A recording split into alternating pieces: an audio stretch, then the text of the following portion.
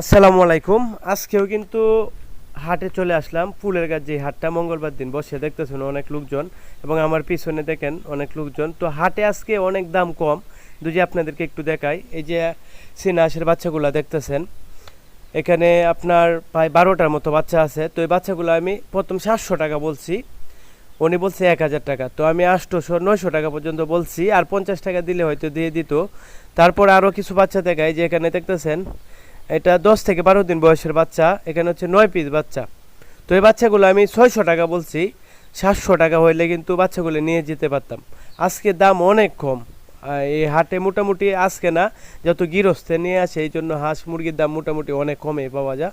তারপরে এখানে কিছু বাচ্চা আছে দেখতেছেন, 2 থেকে 3 দিনের বাচ্চা। এই বাচ্চাগুলো আমি 60 টাকা পিস বলছি, এই বাচ্চাগুলো 70 টাকা পিস হইলে দিয়ে দিত। তো আপনারা এসে এই বাজার থেকে হাঁস মুরগি কিনতে পারেন, যা আপনাদেরকে